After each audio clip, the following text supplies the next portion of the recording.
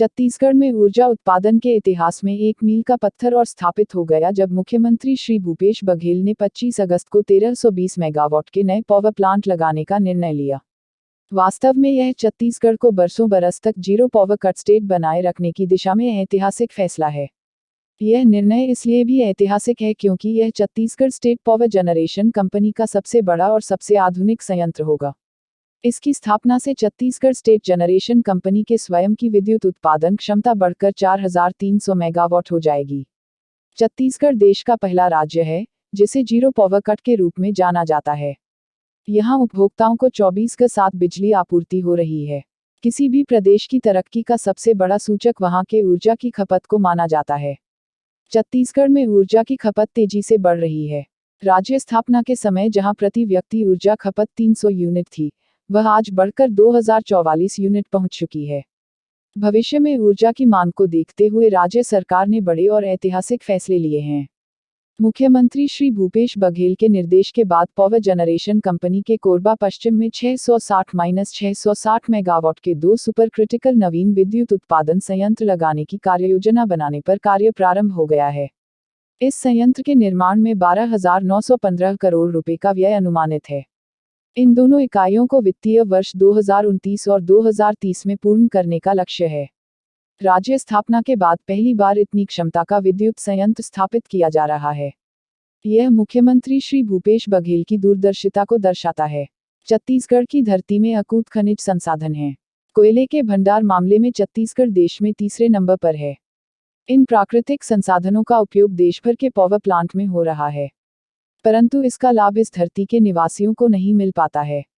अगर यहाँ के खनिज संसाधनों से संबंधित उद्योग यहीं स्थापित होते हैं तो यहीं के लोगों को इसका सीधा लाभ मिलता है। मुख्यमंत्री श्री भूपेश बघेल की कैबिनेट ने बिजली उत्पादन के क्षेत्र में दूसरा बड़ा फैसला पानी से बिजली बनाने के क्षेत्र में लिया है।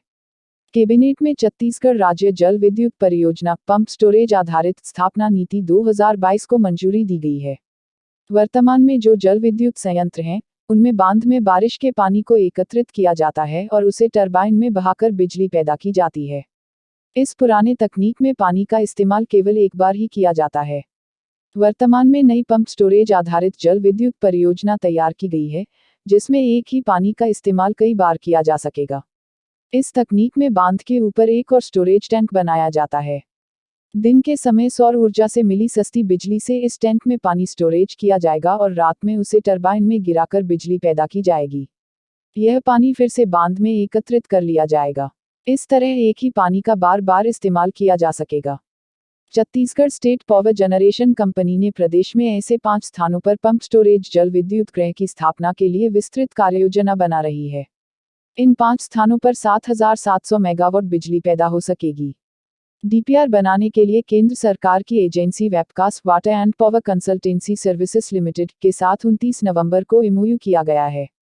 राज्य में पंप स्टोरेज आधारित जल विद्युत परियोजनाओं की स्थापना हेतु निवेश को प्रोत्साहन देने के लिए मुख्यमंत्री की अध्यक्षता में 6 सितंबर को आयोजित कैबिनेट की बैठक में छत्तीसगढ़ राज्य जल विद्युत परियोजना पंप स्टोरेज आधारित स्थापना नीति 2022 का अनुमोदन किया गया।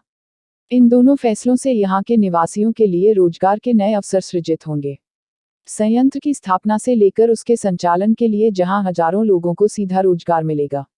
इस संयंत्र की स्थापना अत्याधुनिक तकनीक से की जाएगी, जिसमें बहुत कम प्रदूषण होगा। इससे भविष्य में ऊर्जा की बढ़ती मांग पूरी हो सकेगी। इस फैसले से प्रदेश में उद्योग से लेकर कृषि क्षेत्र में प्रगति के नए पंख लगेंगे और प्रदेश की अर्थव्यवस्था को तीव्र गति मिलेगी। यह फैसला आने वाले बरसों में छत्तीसगढ़ के लिए मील का पत्थर होगा।